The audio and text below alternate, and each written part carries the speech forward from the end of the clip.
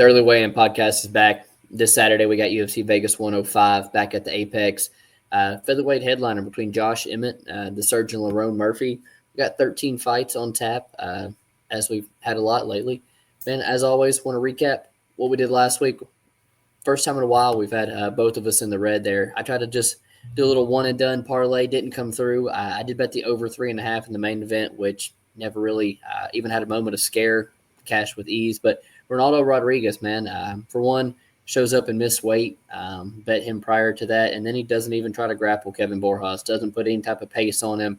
The things that I thought he could very much take advantage of. So poor performance from him, minus 1.27 units. Even smaller loss. I think half the loss for you. Let you recap it. We'll get into this week, man. Yeah, so I had 2 straight bets. I had one on Urseg. I just thought it was going to be a really high-level fight and that it would be close. And it was, but Urseg just has an issue with putting his foot on the gas, It seems like he really let off in those later rounds where it meant the most. And so he did not win. Shout out Brandon Moreno. I like that. And then I took a shot on Carlos Vergara. I'm not a Charez fan. I actually think, if it's not Vergara this past week, I think his next fight he gets fraud checked. And it just takes somebody who needs to be durable to withstand that early pressure, then finish him late. So I took him straight, and then I also tried to get him wins in round 3 at plus 2,200. I did not get the opportunity to see that. So let's see. My other bet, it was the only one that I'd made prior to weigh-ins. It was David Martinez wins by TKO. Had a lot of good line value on that, plus 185, and that one ended up hitting. And then I also took a shot on Gabriel Miranda by submission at plus 650. He got his back first 30 seconds. Yeah. In those scenarios, it's like I'm fine with that. That's a really high number for a position that, if I could guarantee that he gets that, I'd take it every time. Yeah. Minus 0.65 units. My win streak comes to an end. But it's all right. It's one that we could both kind of put in the past and try and move on to this week, which, truth be told, I'm not finding a lot of spots that I love here. But we do start off in the strawweight division with Loma Lookboonmee taking on Estela Nunez. Pretty huge number for Lookboonmee, who a little undersized for the division, came in as a pure striker. She's kind of rounded out her game a little bit. But I do think that she has some holes that would ever keep her from getting too far up in the rankings in this weight class. Nunez, on the other hand, I think that she's had a pretty rough run. She's kind of been had a couple of really good moments against some decent fighters, but never really been able to put together a whole 15 minutes. And in her last fight, she ends up breaking her arm. Pretty nasty scene, honestly. And she's coming back here. She's 0-4 in the UFC, but I think this is one of her more winnable matchups for what it's worth. Nunez, she's a very clean striker. I think she's the much more athletic fighter here. And she fights extremely long, which I think will benefit her in this fight because Lookboonmee, with that Muay Thai style, she wants to get up close to you, use those elbows in the clinch. And like I said, she's a little bit undersized. So I think if Nunez could keep this fight at distance, she's a whole lot faster. She's knocked down, Yasmin Howergy. I think she has a really clean lead left hook, but she has been exposed with her takedown defense in the past. So if Lookboonmee does end up utilizing that wrestling that she's starting to put together since she got into the UFC, I could definitely see her start to take over. And then on top of all that, I think that she has the much more punishing strikes if they do wind up in the clinch. But there's paths to victory for Estela Nunez here. So, maybe a 0.5 stat, I think the value's on Estela Nunez here, but I understand Lookboonmee being a favorite. I just don't think that she's, worth the number that she's sitting at now.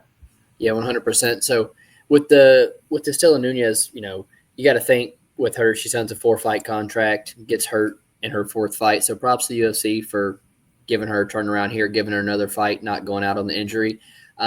I'm kind of tempted to take a small shot on her like yourself for all the kind of reasons that you said. Very physical fighter, really good striker herself. You touched on a lot of the same reasons that I've kind of been hesitating, and it's her inability to put together a full 15 minutes. She kind of does slow down, lapses in IQ, and I do think on the inside, Lookboonmee is a bit better fighter. She's proven to me to have better cardio. You talked about the wrestling she's been implementing late. I think that's something that she could go to here.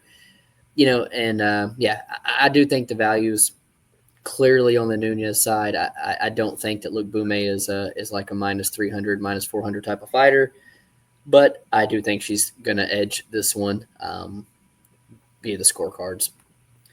Moving on up, Vanessa Demopoulos, Talita Alencar. Vanessa Demopoulos is I don't know how to put it, man. Kind of like the bane of my existence, dude. It's like I bet Kanako Murata and I bet Emily Ducote, and they both clearly win the fight. I don't know what Demopoulos does to deserve these, but the whole fingers in the glove shit with the Amarum fight, karma. She deserved every bit of it in my eyes. She deserves some little cheating back to her. I don't think Vanessa's very good, man. Truth be told, she can put up a good pace. She'll come at you, but I don't think she's that good, and I really do think she could get stuck on her back here. Alencar is by far the better grappler, and I do think Alencar is going to win round one at a massive clip here, and I don't think you're going to find Demopoulos. I mean, Julia Pilastri just did the same thing to Lupe Godinez in round 3 last week. Walk her down, hands down, landing combinations, shovel uppercut.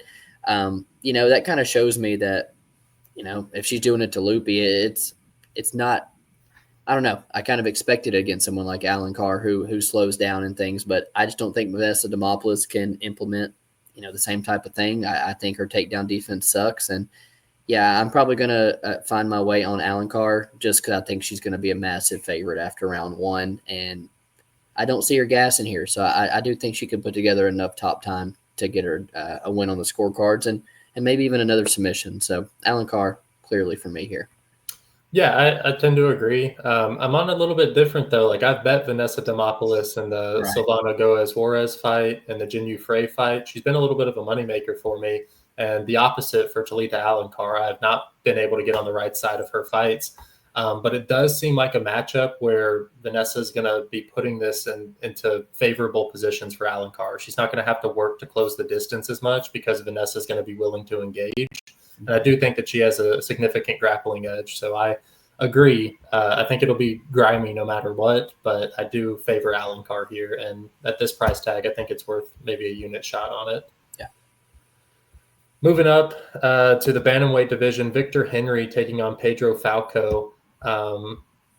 These guys kind of fight similar. I think they're kind of grindy 135ers. Yeah. Falco, he's the type of guy who's going to look for that level change early and often. And when he does end up on the feet, he kind of runs out of options pretty quickly, man. I personally think that Henry's going to be the much more active fighter on the feet. And I think that his wrestling defense will be able to stop the offensive wrestling coming out of Falco. The fight that worried me in Henry's past is the Rafael Assunção fight. I think that Falco could put together a very similar game plan and just kind of make this a grindy, super close fight, which is why I'm not picking Victor Henry to win this fight. I think it'll be closer than I want it to. But I did select him like 15th round in our fantasy draft. So I'm rooting for Victor Henry here. I think if this doesn't wind up on the feet or if this doesn't wind up on the ground or on the fence, Victor Henry will be a clear favorite here. I think I'm going to bet Pedro Falcao for a lot of the reasons kind of like you talked about. You know what you get with Victor Henry. He's 31 fight veteran, very active, good volume, good takedown defense. And historically very durable, submitted for the first time, finished for the first time in his career last time out. I just feel like in a fight that I think is going to probably go the scorecards north of 70, 75% here. I feel like Falcao's got a lot of the finishing ability here, hits much harder, cranks on the submissions much better, just a lot more physical than Victor Henry is in a lot of aspects of where I think this fight could play out. So, again, in a fight that I feel like's really going to go the distance in the apex, kind of what I think judges reward, I think Pedro Falcao holds some value at plus 180. So that's something that I'm looking at this week. Moving on to the 170, we got Reese McKee taking on Daniel Frunza. This might be the most exciting fight on the card. Maybe not name value wise, but I expect these two guys to kind of go at it from the start, have some fun exchanges. McKee's on his second UFC stint now, 0-4 with the promotion. He's tall, lanky striker, man. Doesn't really go to the grappling as much as I think he should. And I think if he did here, he'd probably have the easiest path to victory. I don't think Frunze's takedown defense is very good. He's been submitted twice in the past as well, and you would think McKee's definitely better than the guys who finished him on the past. But McKee he's got some of the worst striking defense in terms of USC, honestly, and Frunze is just a guy who kind of like a guy, Luis Garule, who we're going to talk about a little bit. Frunze just comes forward, man, willing to just throw bombs, walk forward without caution. And I do think he's going to land on McKee, and I think he has the ability to set McKee down. But, Frunze is a guy that got dropped on the Contender Series, hurt badly himself. So he's from the Romanian regional scene, which I don't think or rate too highly. I don't hate people taking a shot on Reese McKee, but I'm looking at the under here around the minus 150 range, capping about 60%. I think that could be closer to 70%. I think Frunze is going to absolutely land his shots on the feet, hurt McKee. And I think this could be too big of a step in competition. I think Reese could finish him on the feet and potentially finish him on the mat too. So I like violence here, man. I like the under. Gun to the head. I think Frunze is going to put him down. Okay, I like that rather than picking a side. I don't want to trust Frunze given his defensive liabilities, like you touched on. Yeah. I have written down that he's willing to take a shot to give a shot, and I do think that that's going to work in his favor here. He has that relentless pressure, and we've seen McKee, like you said, it's against much higher level competition, but you've kind of seen him wilt to the pressure. I think that Frunze is going to be able to bring that. McKee early, though, I think he's going to be a little bit cleaner and a little bit longer. And so if he can catch Frunze early, he could certainly finish him that way. And then Frunze late, I think that he could really pick up the pressure. So, I see finishing upside for both of them. I think I'm also going to lead Frunze here, but I just would not want to trust him at that price tag. So I'd much rather take the over-under as well. Let's see, moving on to the flyweight division. Deonna Barbosa taking on Diana Belbita.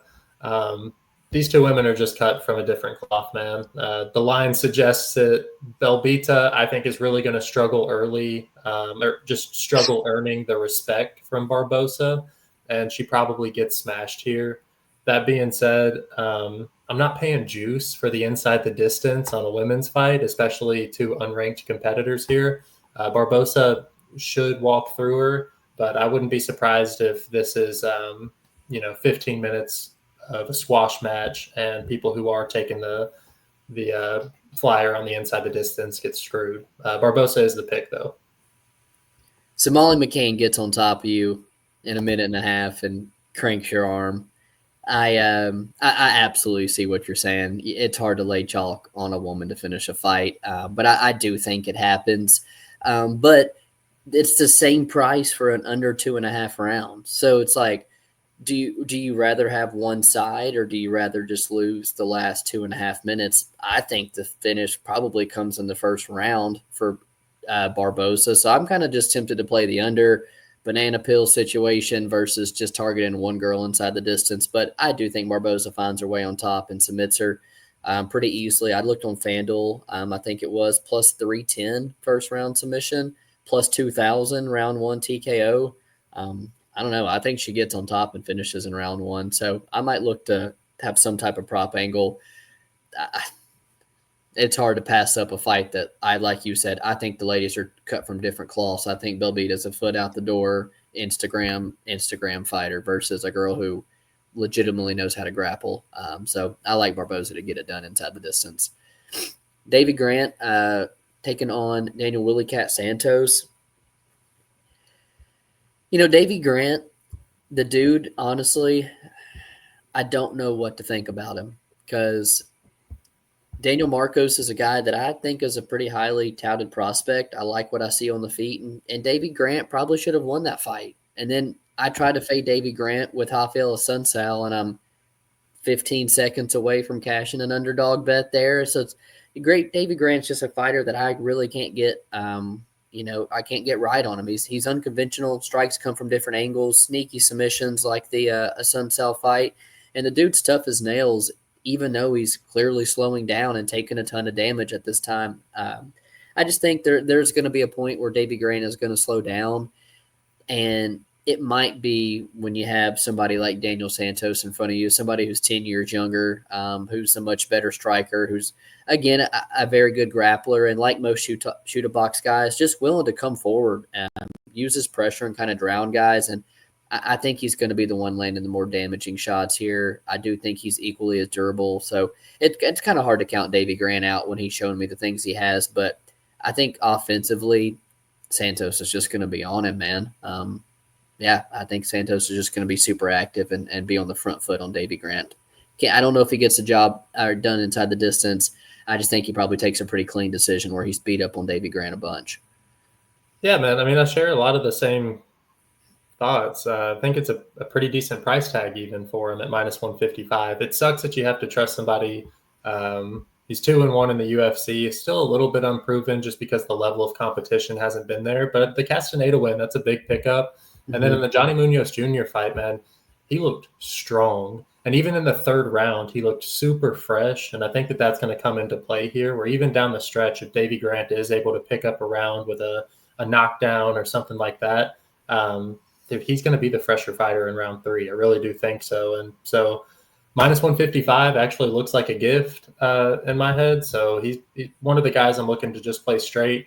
I'm obviously I'm not a huge juice bettor just in general. I try and look for dogs, but this is one where I think I might take the juice side here in Daniel Santos. I think it's much more likely that this is his time rather than Davy Grant pulling another one out of his ass this late in his career. I'm with you. Moving on to the flyweight division, we have this will load Ode Osborne taking on Luis Gruyol. Gruyol, he trains with Brandon Royval. He's a D2 college wrestler. And man, when he sits on his punches, you can tell just with his body, he can generate a ton of power, man. Ode, on the other hand, he's going to be a much faster fighter. I think that he probably touches him a few times early, and he could put him into some tough situations. But I just think that the grind favors Gruyol here. Yeah. And I do understand him being a favorite, but taking him at minus 270 seems a little ridiculous. Right. I'd actually look towards Ode Osborne inside the distance just because there is some defensive liabilities that I see in Luis's game. And I'm sure that you get a pretty insane number on Ode Osborne inside the distance. The only caveat to that is they're 125 pounds, and that's just usually not the best way to play flyweights. So this is either a dog inside the distance or pass for me. But I do think that we're going to pick up a lot of new information for Luis Gruyol moving forward in the division. Yeah, Gruyol is also extremely durable, man. But I'm not crazy about. I wasn't crazy about minus 200 when I taped this. Is what I put in my notes. Round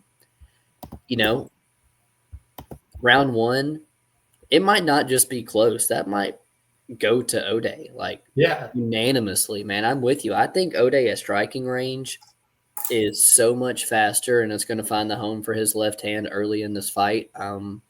Gruyol, though, I will say he was one of the guys that I had listed as one of the guys I was kind of most impressed with on Dana White Contender Series last year. I thought his takedown, I don't want to say takedown defense looked great because he got taken down, I think, double-digit times in that fight, but it was against Oklahoma City, collegiate wrestler Nick Piccinini. But the ability to get back up, and then when he was on the feet to come forward and just make every minute that he was on the feet, just make the judges forget about him being taken down. Like you said, he knows how to get on guys. He knows how to sit down on his punches. And it's typically been in the wrestling, but it has been pace that's kind of hurt Ode and gotten to Ode in late in rounds. He's a guy who's big for flyweight, cuts a lot of weight. And I could see Gruyol getting to him in round 2 or 3, but at the price now, it's Ode or pass, or potentially try to get on Gruyol live after round 1. The fight you and I might be most excited for here, we got Robert Valentin taking on Torres Finney. A lot of people can say Torres Finney's their boy, but not many people can say they went to college at the same time. UTC is Torres Finney. A guy also 3-0 in the Dana White Contender Series. So it's kind of, no matter what Dana can say about him potentially getting hurt and being liable on the feet, you can't deny a guy who is come on the Contender Series 3 times and beaten all 3 guys in front of him. I'm equally worried for him at middleweight with his size, with his striking. He is only 5'8". But dude is strong as an ox, and he knows what he's good at, and he doesn't try to strike with you, man. He knows how to get on the inside and knows how to level change. And for a guy of his size, damn good cardio to carry that much muscle. And when he gets on top of you, he's just so damn strong. It's like sometimes that's just enough. And that last Contender Series fight where he grabs the Dagestani handcuff, that dude wasn't getting his arm back. Like it didn't matter what he tried. He was not getting his arm back. So I do think as this fight gets into 2 and 3 and maybe late into round 1, Finney's wrestling and stuff could start to break him. But early in this fight, Valentin is kind of like a jiu-jitsu Jiri Prokaska. He just is like, I don't know. The way Jiri finds unorthodox finishes on the feet is kind of how I see Valentin on the mat. He can kind of just pull shit out of his ass, muscle some things out, and I think he's dangerous while he's fresh. And so I think Torres is going to have to go through a bit of the fire, might get tested early, but I think he finds his way on top in round 2 or 3, and I like him by a ground and pound finish. So I like our boy Torres Finney inside the distance. Yeah, man, it's a tricky one. I definitely avoided taking him in the draft this weekend just because I feel like his fights are bound to be hairy no matter who he gets matched up with. Valentin, for what it's worth, in that Loader fight, man, he had a couple of really good scrambles where he ended up on top. And I feel like if he can make Torres Finney work, he could I know most of his wins are round 1, and he has been finished in round 3, but I don't know if we've really given him a fair shake as to what his cardio would look late at this point in his career. And with Torres Finney, he really does. Yes, he's able to grind it out and get even late, still get those takedowns, but he slows down quite a bit. He doesn't look as sharp. And I think that there are openings for Valentin that he could capitalize on late. Like you said, it's like on the ground, he is tricky. He has those good scrambles, and I do think that he could wind up in some favorable positions if Finney isn't able to finish him. This is one of the few fighters that Finney could win against in the UFC, though. So I also lean Finney. It's just not one that I'm looking to take as far as like betting him by any means, but we are rooting for Finney. So plenty of middleweights he could beat in the UFC. You think so, man? Oh, dude, Cedricus Dumas getting fucking smashed. Okay, all right, fine. Yeah. Maybe there are a couple that we could scrape out of the middleweight. Sticking in the middleweight division, we have Brad Tavares taking on Gerald Meerschaert. Brad Tavares going for the middleweight record this weekend for wins. And truth be told, I feel like this is a tailor-made matchup for him, man. He just has to fight off a few subs, and this is another decision victory just in the bank for him. Yeah, man, I'm not a huge fan of Gerald Meerschaert. He's been tricky with the subs. He's been able to get some pretty incredible wins, but I've never been a huge fan of his game just because I don't feel like he has a very well-rounded one. Brad Tavares, on the other hand, he's defensively sound for the most part. He's got a good gas tank, and I do think that he gets the decision win here pretty often, man. And I don't know what so the fight goes to decision at -152. I think there's value there. I was literally just looking at that. Yeah, and then Tavares by decision at +100. I feel like you're getting greedy there. Just take the fight to go to decision at -150 and call it a night. Yeah, man. I kind of was going into tape like, these are 2 grizzled vets. The dog has like all the finishing upside, historic, most submissions in middleweight history. Let's try to find a way I think GM3 can come through. And I'm with you, dude. I just think it's an absolute tough fight for him because on the feet, Meerschaert's come out there and surprised us on the feet a couple times, but I don't know. Tavares just moves too well. He's got the better footwork of the 2. He's durable on the feet. I think he's much more active with his jab, with his calf kick. I'd always say he's the better striker than Mearshart throughout their whole career. And what Brad's made a living on is his takedown defense. The dude's an elite counter grappler. He's one of the hardest guys in the middleweight division to take down ever. And if Mearshart can't get his way on top, I don't really know how he wins the fight. So Tavares not being a big finisher himself, I think Tavares' decision hits 55% maybe. But yeah, I like fight goes to decision. I was literally just looking at before you said the same thing. Moving up to heavyweight, we got Kennedy and Nzechukwu taking on Martin Buday. Kennedy kind of liking the heavyweight division, seems to be sticking around here for his third fight. I think skill for skill wise, Kennedy's a better fighter. He's a better striker. I think he could really have a lot of success if he just stays at range and spams kicks here for 15 minutes. He's a lot longer. And in the clinch, I think he's a more dangerous guy on the clinch, even though Buday really likes to fight there. I'm just kind of worried, while, like I said, I do favor Kennedy. This might be like the first legit heavyweight who Kennedy's going to fight. Lucas Bresky is bottom of the barrel, and Chris Barnett's even lower. And does he not tear his ACL jumping up before that fight, coming celebrating whatever in his intro? He jumps up and tears his knee in half even prior to I don't know, man. This is the first time Kennedy might get put on the cage and really get tested. So I'm not really in love with this price tag whatsoever. And just looking back at Kennedy, he just lost to OSP as a minus 700, and then, I've heard people talk about the Dustin Jacoby, the Da Un Jung fight. How about the freaking Danilo Marquez fight where he's down 2 rounds? Like that's low level. Kennedy is not a guy that I'm trusting in what I think is his first legit heavyweight fight at minus 360. So it's a prove it to me spot. I'm still going to pick him. I just think it's going to, like I said, I think he's going to get tested. What more reason do you need to bet a plus 290, dude? This is the easiest. I will be putting a unit on Martin Buday, especially if this line continues to widen. Plus 290, I think we know that this is going to be a grind fest. Yes, Kennedy looked good against the worst 2 heavyweights on the roster by getting first round knockouts. And now he's finally fighting somebody who is going to have a weight advantage. I think is going to be able to put him up against the cage and kind of negate the length that he has on most fighters. Plus 290, man. Like, Buday's not a scrub by any means, and he can take a shot. And I feel like Kennedy, even though he's gotten these 2 quick knockouts, I'm not convinced that he's going to be putting away Buday here. So plus 290, man, I don't really need much more of a convincing. This is somewhat bottom level heavyweights. And I think it's a grind fest for 15 minutes. And I think plus 290 is just like too much to pass up. So at least a unit for me. If it continues to widen, like, I'll put 2 units on Martin Buday and not look back. Like, I think that this is a spot to capitalize on for somebody who's overperformed in his first 2 fights at heavyweight. You sold me. Come on. Yeah, come on. This is, I'm happy. I want us to both be on that because that is, it's Martin Buday season.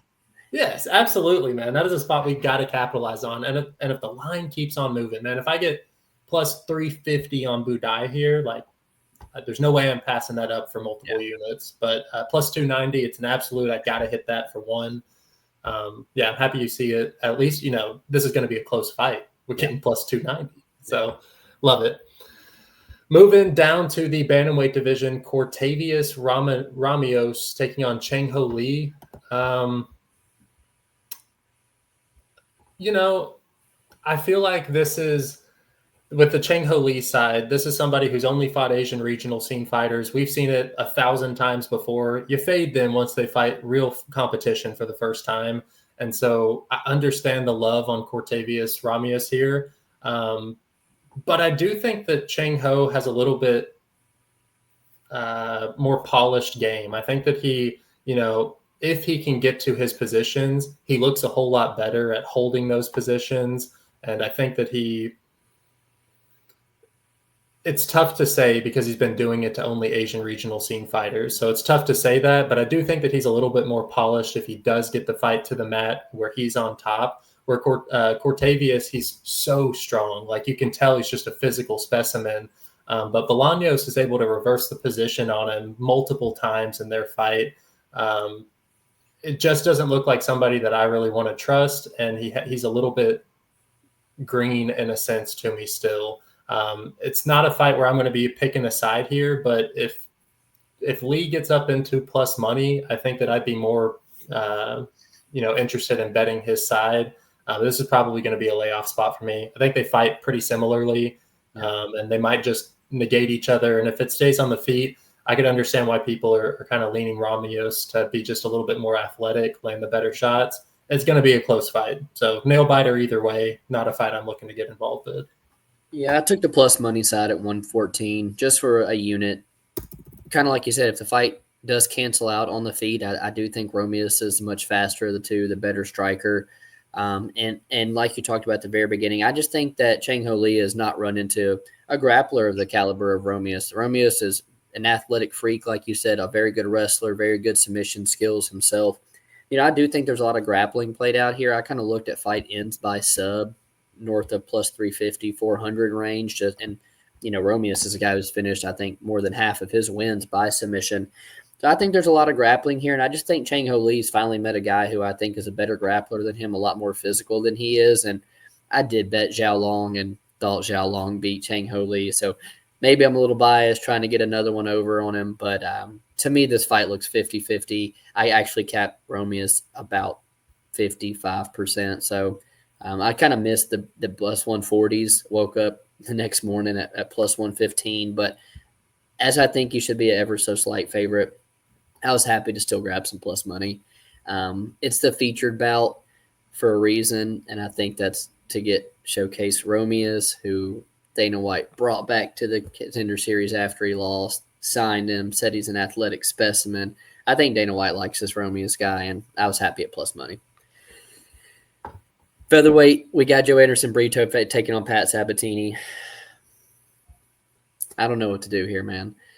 I'm probably going to bet Pat Sabatini. It's plus 195. If plus 200 gets out there, I just don't know how you cannot watch the fight with JSP, the reversals from William Gomez in their last fight, and not think that Pat is able to get a dominant grappling spot here. And Sabatini is a much better grappler than any of those two guys that I just mentioned. And the one knock being his chin, but I know that, it's like if Brito's going to win, it's going to be by knockout. I know that going in, but I just kind of feel like that's the only way he's going to win. And I like grapplers, man. When I see a cardio and grappling upside and you give me close to plus 200, it's almost an auto bet. So I'm probably going to have a unit on Pat Sabatini.